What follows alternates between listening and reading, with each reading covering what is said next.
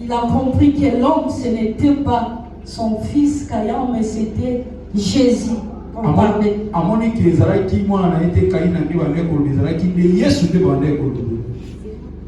Nous connaissons très bien l'histoire de Caïn qui tira son frère Abel.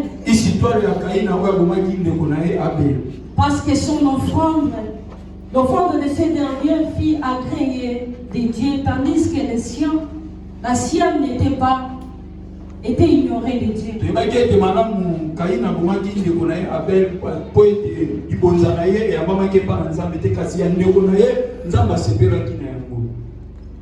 Mais si nous regardons bien, les dons ou l'offrande de Caïn n'étaient pas méprisables. Il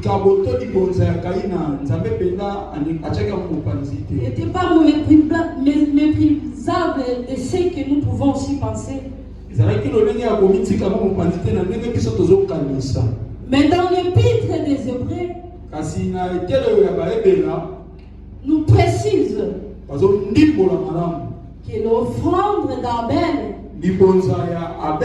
était plus excellente que la sienne en raison de la foi.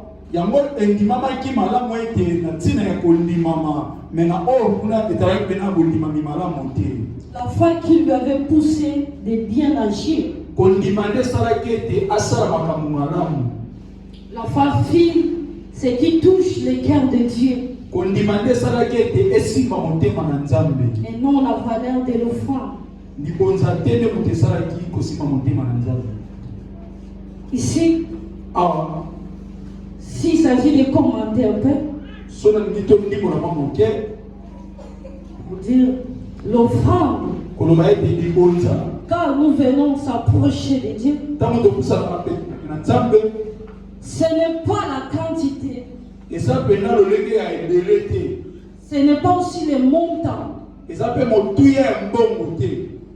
n'est pas aussi ce que nous avons, le bien que nous avons, qui montre que Dieu peut accepter ou porter un regard favorable à notre offrande.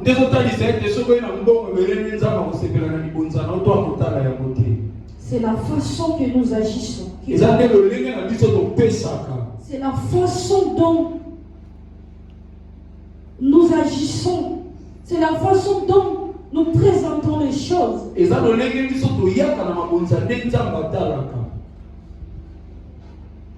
Ça ne veut pas dire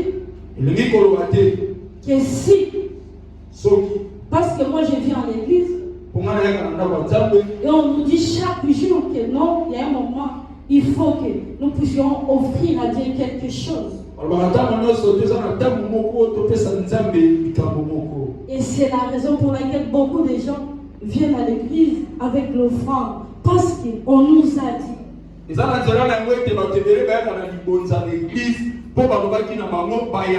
Parce que tout le monde le fait, moi aussi je dois le faire. Souvent nous le faisons par suivisme. Ça ne vient pas du cœur. Oh, le vrai, le bon offrande que tu peux offrir de Dieu, ça doit venir du plus profond de ton cœur. Tu peux avoir un 500 francs. Mais si tu le donnes de tout ton cœur, ça doit être accepté de Dieu, puisque les autres peuvent venir avec des $10, des $20, des millions. Ce n'est pas des millions qui comptent. C'est le temps de ton cœur. Quand tu as un petit rien et que tu donnes à Dieu sans même faire des calculs. Souvent nous à la maison on fait comment? Et souvent aussi on ne se prépare même pas. Quand on nous dit c'est le moment d'offrir à Dieu, et là on commence à ouvrir des sacs, on commence à chercher.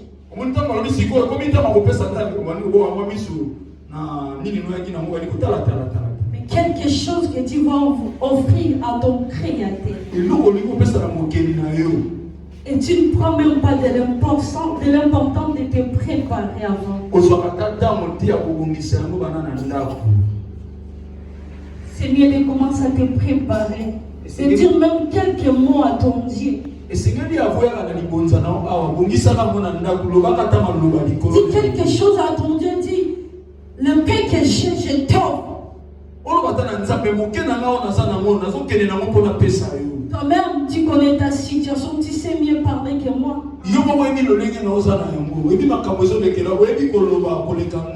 Il faut apprendre à parler avec Dieu même à l'intimité avant qu'on puisse faire des choses publiquement.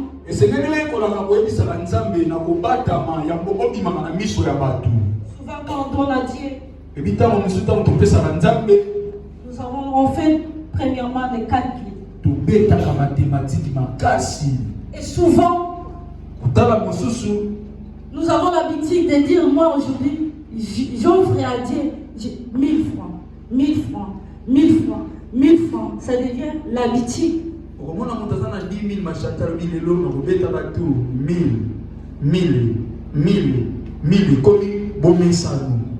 Quand on a Dieu, ce n'est pas le fait d'être répétitif. Ce n'est pas le fait de faire des calculs, je dois manger ceci, je dois manger cela. Quand on donne à Dieu, on donne de tout son cœur. Quand Dieu le Père nous a donné son Fils, il nous a donné son Fils unique. Son Fils unique pour que nous soyons sauvés. Pour que nous ayons la vie éternelle. Et nous en retour quand on donne à Dieu. Quand on parle des offrandes, ce n'est pas seulement l'argent. Il y a beaucoup de choses que nous pouvons offrir à nous. Beaucoup de choses. Et souvent nous avons lu aussi la Bible, nous avons vu l'histoire de la veuve. Qui avait donné le pain qu'elle avait. Mais physiquement, il y avait des gens qui avaient des moyens, qui avaient donné beaucoup plus. Ça, c'est pour les regards des hommes. Mais Dieu n'avait pas vu leurs offrandes. Il avait vu le pain que cette veuve avait. C'est l'attitude, l'état de quelqu'un qui compte. On se présente devant Dieu. Ne soyez pas intimidés. Ne vous dérangez pas. Ayez la foi. Le pain que tu donnes, donne-le de tout son cœur. Avec joie. Ne donne pas avec tristesse. Ne donne pas avec des douleurs. Souvent on donne, mais notre cœur nous pousse me dire de ne pas donner parce que ça fait mal. Je devrais faire quelque chose.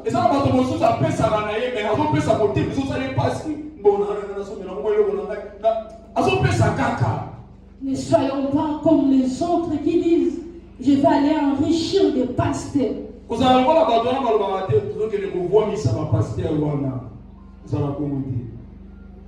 C'est ce que beaucoup d'entre nous le disent. Pour les autres, les églises sont devenues des boutiques. C'est pour les autres le disent. Que moi je ne vais pas aller dans vos boutiques, dans vos magasins. Ils sont venus pour exploiter les autres. Nous devons savoir là où il y a les faux, il y a aussi le vrai. Même s'il y a le faux,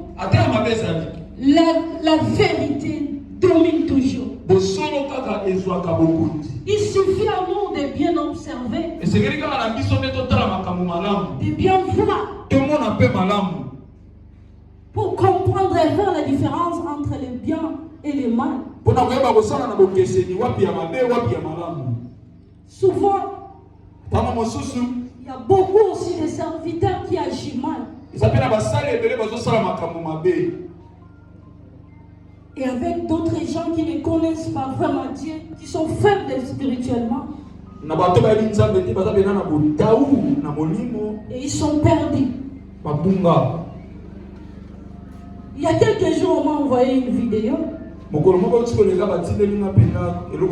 il y a un pasteur avec un diacre qui se bat à cause de l'offrande. Et c'était même à l'église, après l'église. Il se battait sérieusement. Il y avait des coups terribles. S'il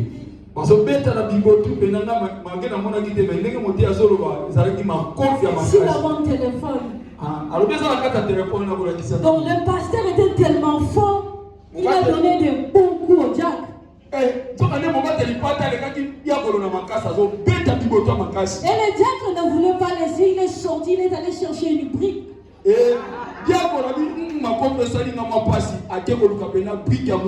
Vous venez exploser la tête du pasteur. On rit, non? Mais c'est triste. Si on voit les choses comme ça qui se passent à l'église, c'est triste. Et quel exemple! Quel exemple que nous allons donner à ceux qui sont déjà perdus, à ceux qui sont déjà égarés. Comme ça, c'est encore leur appuyer, encore leur enfoncer encore.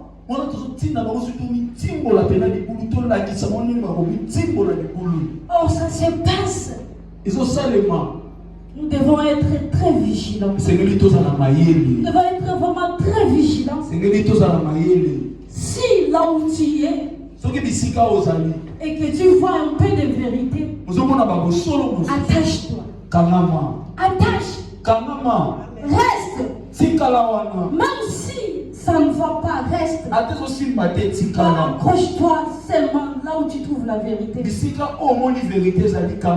La vérité triomphe toujours.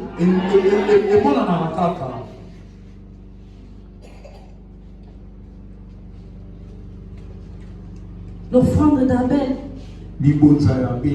a été acceptée à cause de la foi. La foi vient de ce qu'on entend. Qu'est-ce que toi tu entends? Tu entends quoi? La foi vient de ce qu'on entend. Ce qu'on entend, c'est la parole de Dieu. Donc nous devons rester dans la parole. Nous devons le méditer nuit et jour. C'est la parole qui nous donnera la connaissance. C'est la parole qui va nous aider à bien avancer. À cause de la parole, nous allons voir que celui-ci qui agit mal, l'autre agit bien. Et nous allons voir aussi à cause de la parole, nous allons savoir faire la différence. Nous devons être dans la parole.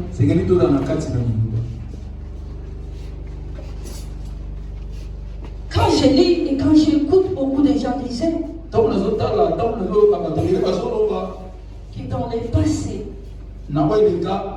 dans le passé, la vie était bonne. Je me suis dit, mais quand est-ce que la vie était bonne?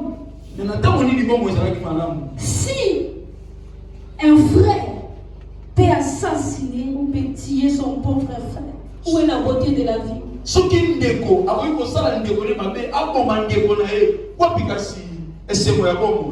Où est la beauté de la vie? Est-ce que c'est ça une bonne vie?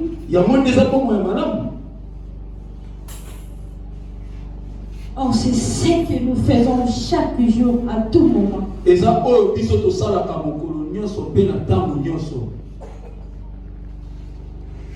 On peut voir quelqu'un qui se vante. Qui dit moi j'ai beaucoup d'argent. J'ai des immeubles. Je vis une bonne vie. Mais en réalité, dans les sous-bassements, dans les fondements, sa richesse vient du fait qu'il sacrifie les autres. Il détruit la vie des autres. C'est ça une bonne vie. Une vie fondée sur le malheur des autres. Et c'est ça notre vie, nous les chrétiens d'aujourd'hui. On est prêt de détruire les autres. On est prêt de détruire même la réputation des autres. On est prêt à faire du mal sans même regarder. Et on est heureux. Et on prie aussi. On est tout le temps à l'église. Mais on est prêt à faire du mal aux autres. Et ça ne nous dérange pas. Et c'est ça que nous allons dire que c'est une bonne vie. Non, non.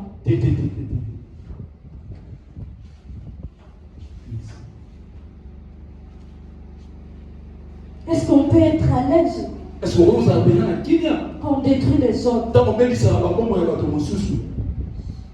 Est-ce que dans notre intérieur, on est à l'aise? Mais c'est ça la réalité. Qui se passe dans nos églises.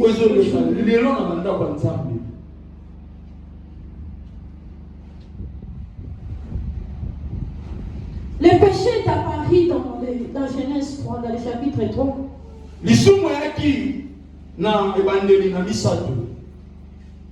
Et il a séparé l'homme de Dieu. Dans le chapitre 3, dans le chapitre 4 plutôt, le péché a séparé l'homme de son propre frère.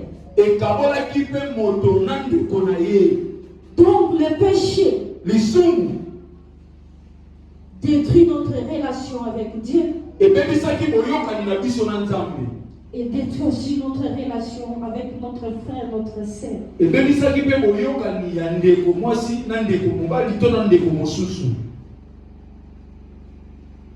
Le péché est horrible.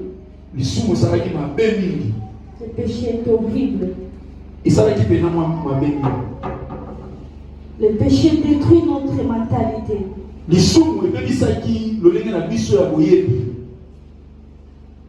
Quand on est dans le péché, on est loin de Dieu. Et on est aussi loin de notre frère, de nos sœurs.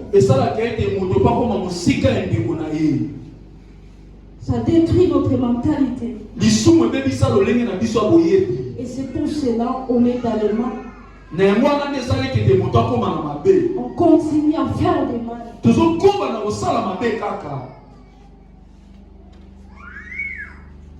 Le premier péché du monde, c'est la désobéissance d'Adam. Et Adam et Ève. Tandis que le premier crime fut celui de Caïn. Quoi qu'il ne connaissait pas, mais plutôt par cette question que Dieu lui a posée. Où est ton frère?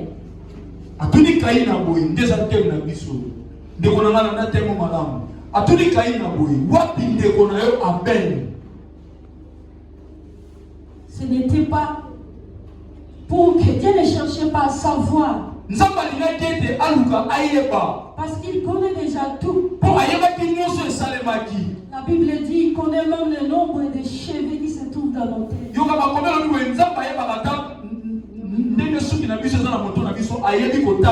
Il va là où nous ne pouvons pas voir. Il est le Dieu qui voit même dans secrets. Même dans les ténèbres, il voit.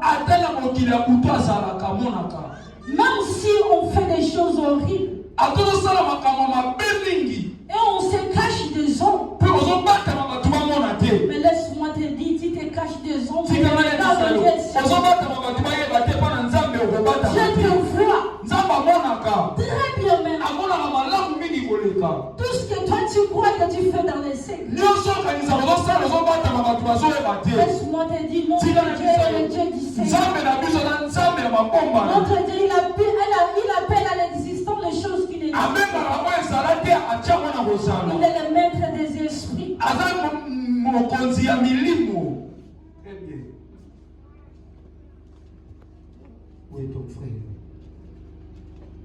Quand on se ment, on fait des choses, on se ment nous-mêmes. On ment pas Dieu. La Bible dit, ne vous y trompez pas. Ce que l'homme aura semé, il le moissonnera. Le mal que tu fais aujourd'hui, comment tu le récolteras? Tôt ou tard, tu le payeras. Tu as le plaisir de faire du mal aux autres. Pas de problème. Tu te crois le maître. Pas le problème. Laisse-moi te dire, il y a un seul maître. C'est notre Dieu. Cette place lui appartient. Ça n'appartient pas à l'homme. Aujourd'hui tu peux être fort. Demain tu seras faible.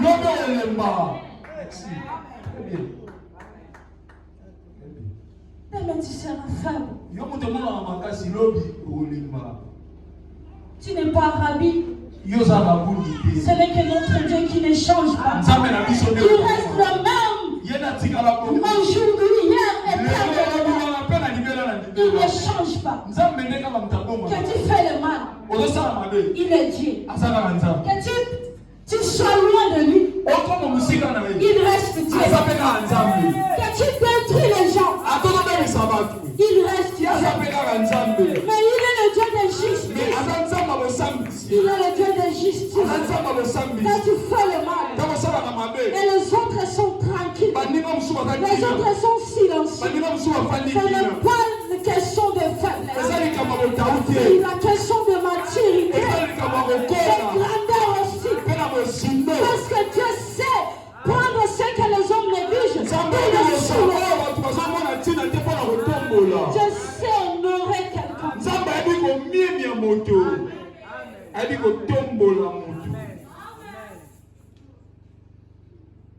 À quoi bon faire le mal? Quand tu fais le mal, si tu crois que tu es grand, parce que tu as une position qui est supérieure aux autres, tu te crois meilleur aux autres. Non, c'est pas ça. Notre Dieu, tout lui appartient. Et le fois qu'il nous approche, il s'assoit, il descend.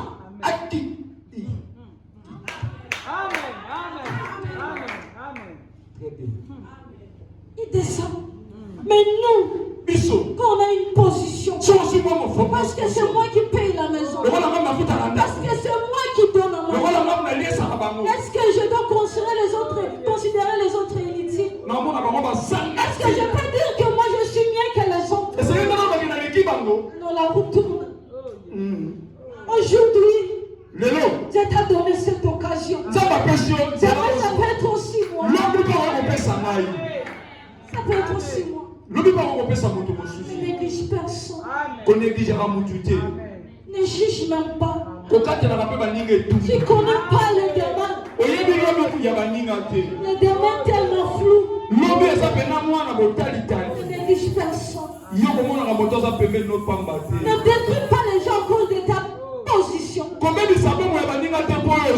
S'il te plaît, je t'en supplie. Même si toi qui crois que si tu te comportes mieux que les autres, tu as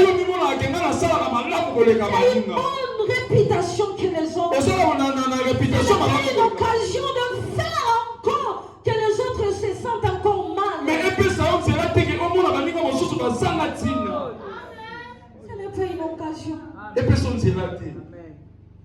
Où est ton frère? Amen. Ne néglige personne. Comment on a monté dans le bébé? Nous aurons des comptes à rendre à notre Dieu. Merci. Un jour, nous aurons des comptes à rendre. Les gens que tu fais de nous, tu es en train de détruire aujourd'hui. Combien de cœurs sont brisés à cause de toi? Combien de cœurs sont brisés à cause de tes paroles? Combien de gens que tu détruis à cause de tes actions? Combien de personnes combien? Tu auras un compte à rendre. Il y a un vrai juge. Tu te jugeras. Et tu te demanderas tout ce merci beaucoup.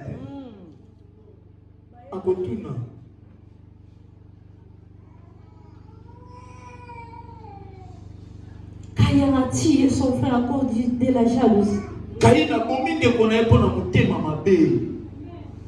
Il a tué son frère, son petit frère, à cause de la jalousie.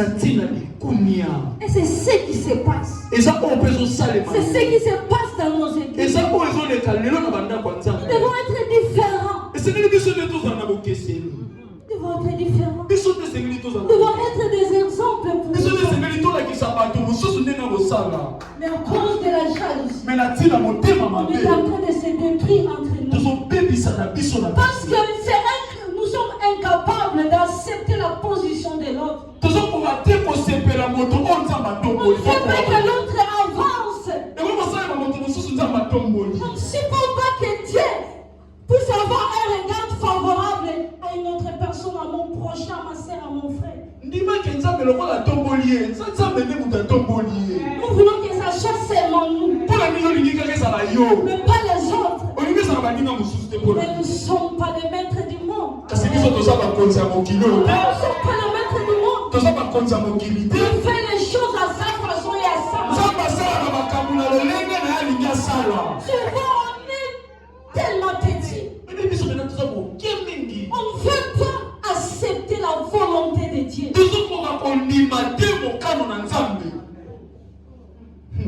On est prêt à combattre les gens que Dieu bénisse. Parce qu'on veut les attirer derrière, en bas encore. Des fois on est même prêt.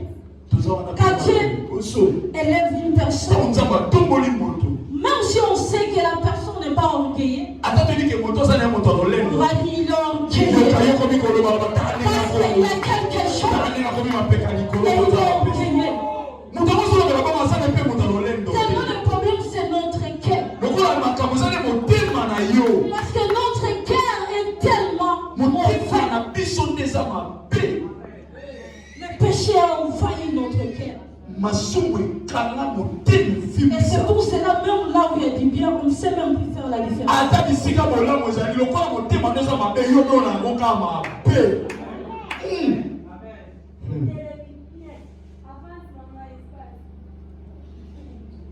Nous devons faire la différence.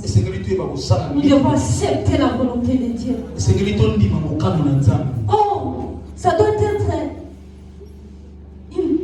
être pour nous quelque chose d'extraordinaire de voir que les gens autour de nous avancent.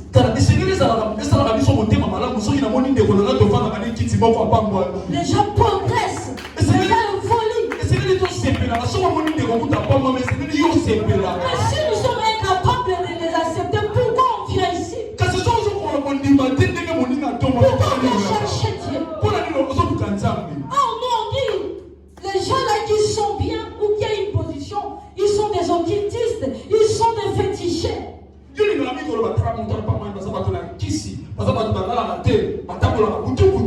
que notre Dieu ne bénit pas? Est-ce que notre Dieu ne donne pas? Il est au-dessus de tout. D'ailleurs, sa bénédiction enrichit.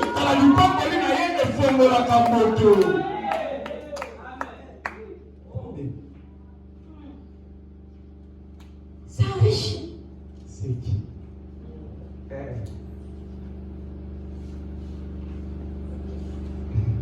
Nous devons préparer notre cœur quand on veut s'approcher de Dieu. Quand on prépare notre cœur, quand la personne à côté de nous est visitée, tout le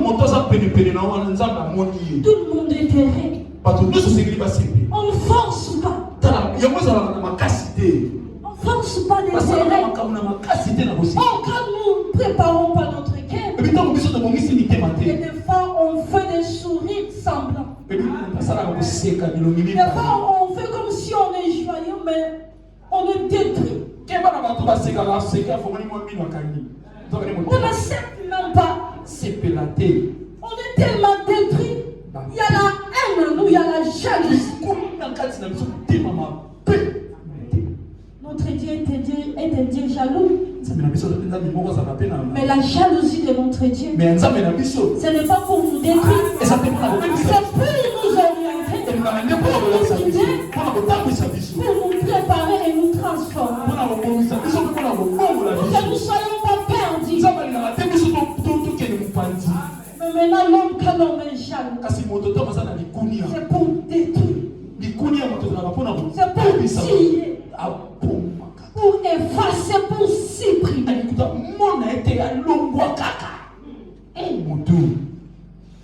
Est-ce que nous ne pouvons pas être jaloux dans le bon sens?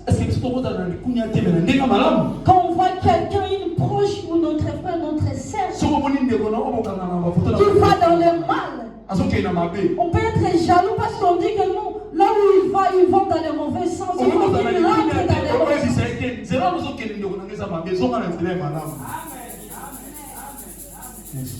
et que ça soit sincèrement. Et que ça vient du cœur. Quand nous venons ici, nous venons pour notre Dieu. Nous devons être comme il est.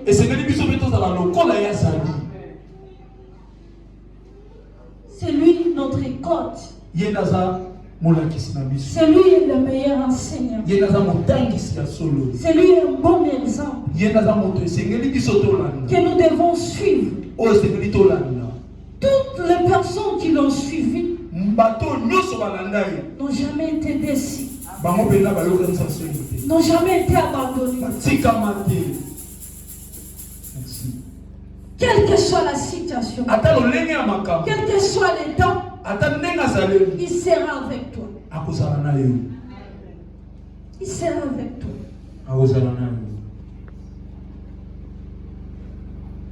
Nous devons suivre notre Dieu. Et réellement.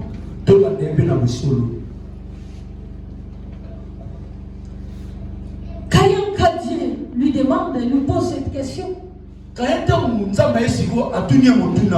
n'est pas pour connaître ce qui s'est passé. Parce que Dieu connaissait déjà tout. Et Dieu tellement qu'il est amour. Il a un amour vrai. Qui n'a pas d'hypocrisie.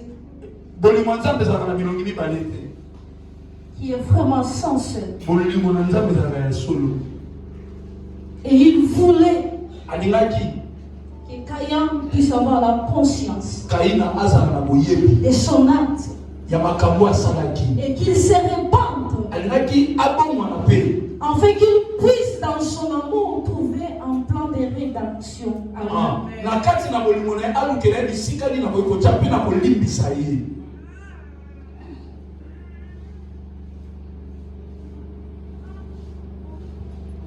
Mais son cri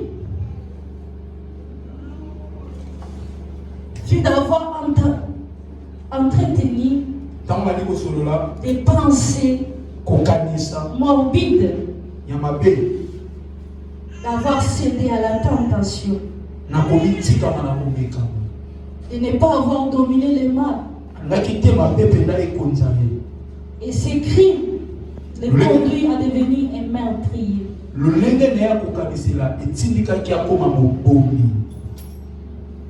Quelle identité as-tu maintenant? Quelle identité que tu as? Le péché donne une identité à quelqu'un.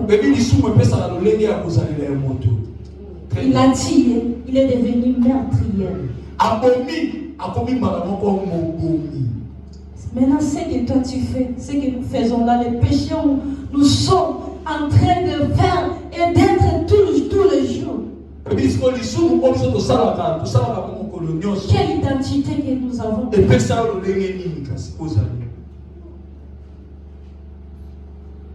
Quelle identité? Est-ce que tu es meurtrier? Tu es voleur? Assassin? Destructeur?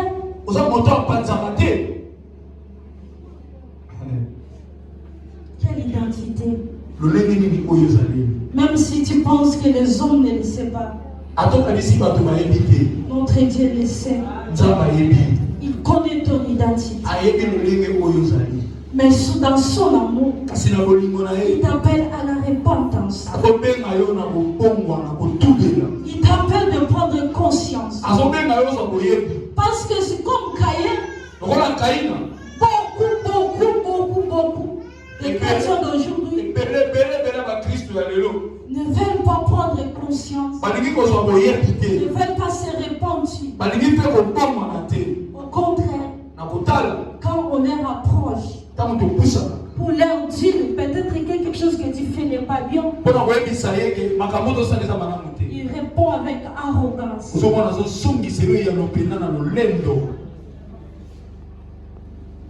C'est comme Caïn. Caïn a répondu avec arrogance à notre Dieu. Écoute la réponse de Caïn. Suis-je le gardien de mon frère? Il était très impoli. Il était très impoli. Donc c'est ce qui se passe aujourd'hui. Même dans nos maisons, tu vas voir des parents ou des grandes personnes qui posent des questions même aux petits-enfants. Mais tu vois que la personne ne répond pas à une question. Est-ce que c'est normal?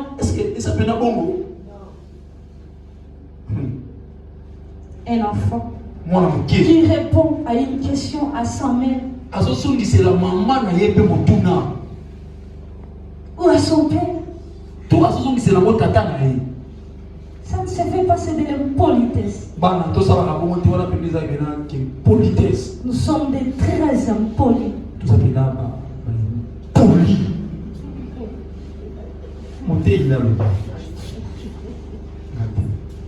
Notre façon de répondre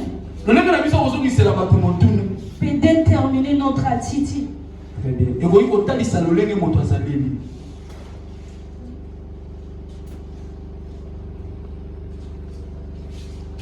Et ça montre aussi que nous n'avons pas un cœur aimant.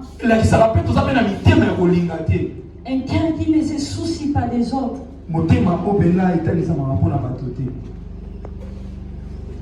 Un cœur qui n'est pas selon la volonté de Dieu.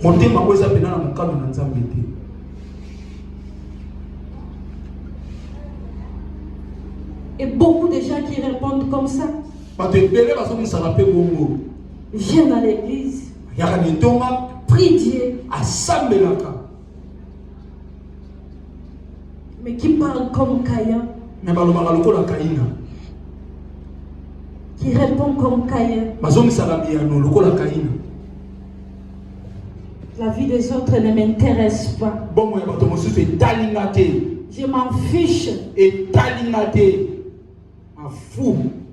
Je m'en fiche de ce que les autres pensent de moi. Car chacun a sa vie.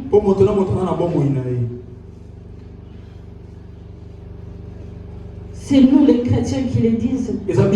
C'est nous les enfants de Dieu qui le disent. On s'en fout. Notre façon de répondre détermine notre attitude. Des fois aussi, nous devons enseigner les gens par notre façon de répondre. Des fois, on n'est pas obligé à répondre, mais par respect. Mais na bato mo seza pena motu ya pete tozongisi ya lumena na wetali botosi. Des fois aussi, il y a des gens, quand ils nous posent des questions, même publiquement, c'est pour nous dénigrer. Ils appellent bato mosu batu na biso penamba mituna na miso na batu pona kokitisa biso. Pour nous détruire. Batu na mituna pona ko bomba biso. Pour nous désorienter. Pour bimisa biso libanda.